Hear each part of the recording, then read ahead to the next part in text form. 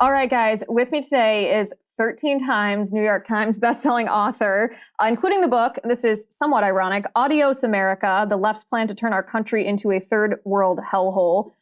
Sadly, apropos for the moment that we're in our nation right now, as supposedly 700,000 illegal aliens await to cross our border now that the Biden administration is allowing them to do so. Also, highly recommend that you go to her Substack, AnnCoulter.substack.com. It is, of course, Ann Coulter. Ann, good to see you. Thanks for joining. Absolutely. This is quite a day to be here.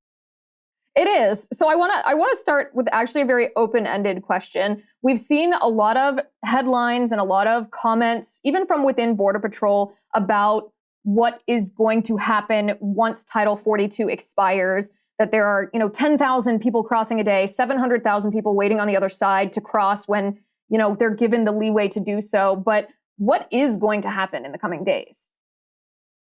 It really is amazing that even with a presidential election year coming up, they're not pretending to give a crap about the border, as I describe in the book. I mean, I don't think this is of all Democrats. It's quite clearly not true of all Democrats. But on the left, there is a segment that just really, really hate our country. They rooted for the Soviet Union during the Cold War. Sadly, Ronald Reagan defeated the Soviet Union and America was never nuked.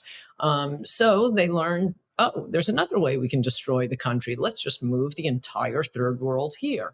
And it really is grounded in a jealousy and hatred of traditional America. I mean, it's all of a piece with them ripping down statues of Thomas Jefferson and George Washington. They hate this country. What's particularly weird about this time is, it actually is true. Joe Biden has 50-year history of being a moderate Democrat. Unfortunately, he now has senile dementia. And it is clearly the very hard left running his administration, particularly in the area of immigration. Listen to mayors like Mayor Adams, or read the comment sections in the New York Times when they write one of their tendentious articles about, the poor asylum seekers, the asylum seekers. Look, I've noticed this since I wrote Adios America. Wow, New York Times readers are not really down with wrecking our country. Isn't that interesting? Which is why, a complete jackass won the presidency in 2016, an utterly unlikely candidate, because he ran on immigration. He said outrageous things in ways even I wouldn't have said it. As Mickey Kaus said, Mickey Kaus reviewed my book, Adios America, and said, compared to Donald Trump's opening statement, which he made coming down the elevator 2 weeks after Adios America came out, he said, that makes Ann Coulter's book sound like Desmond Tutu. Yet and still, it didn't matter how outrageous Trump was. This is how much the public wants to shut this down. Once a wall, there's a reason we wanted a wall. There's a reason by running on promising to build a wall could get, Mickey Mouse elected president. Unfortunately, Donald Trump is profoundly stupid. It is the one thing I underestimated. I knew he was tacky, a vulgarian, and Araviste.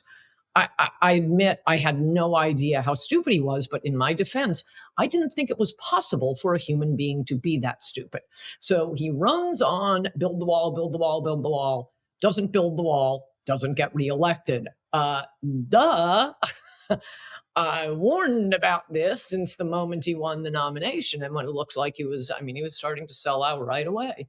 Warned him to look at Bush #1. He made one promise one time at the Republican National Convention: read my lips, no new taxes. Broke that promise, lost re-election. Don't betray the voters. Very simple rule for politics. But there's a reason voters voted for a wall so that what's happening now could not happen, because we know there are these far left America haters, and they are who are just dying for a moment like this. Well, a wall would have stopped them. It sure would have slowed them down. But no, what's going to happen now? Title 42 was just some, BS excuse for Donald Trump to try to do something to stop the flow of illegals during his pathetic 4 years in office. Now it's being lifted. And when you hear, for example, oh, Biden's sending troops to the border, ooh, that sounds so tough. We're going to have troops standing at the border. Oh, no. They're going to be distributing welfare applications and putting the illegals on buses and ushering them into the country. I was thinking about this. I suspect the places they're going to be moved en masse to the interior of the country are probably going to be areas where there already are little ghettos of foreigners where they'll speak the language. This is part of the problem with bringing in a mass of immigrants who don't speak English. They end up just creating their own little communities. I don't know if this is still true, but up in Detroit a few years ago, I went to Michigan Law School. I'm driving around Detroit with a friend. There's an area where all the street signs are in Arabic. No, you don't want that in your country. This is an English-speaking country. But if Biden were to move these illegal immigrants into your neighborhood, into my neighborhood, people might notice. So I think this is the one, my prediction is that is the one deference he will be making to the fact that he'll be facing the voters next year. Try to make it not noticeable, but just get them in as fast as you can get them in. And by the way, about half of my viewers are evenly split on whether they like Trump or whether they like DeSantis. So I do want to circle back and talk to you about 2024, the primary, before even we get to the general election. But I guess I wonder, when you use this phrase, far left America haters, that seems pretty obvious to those of us who are not watching CNN and MSNBC. You can't make deliberate choices about the border the way that Joe Biden does without understanding the consequences and understanding the destruction it's going to cause to our nation.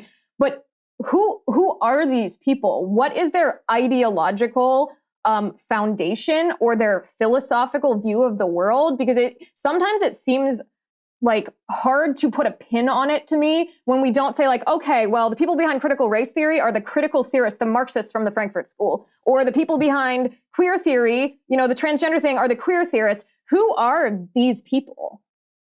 Well, I think it's all of a piece. And, I'm not an expert. I'm not their therapist. I am not their exorcist.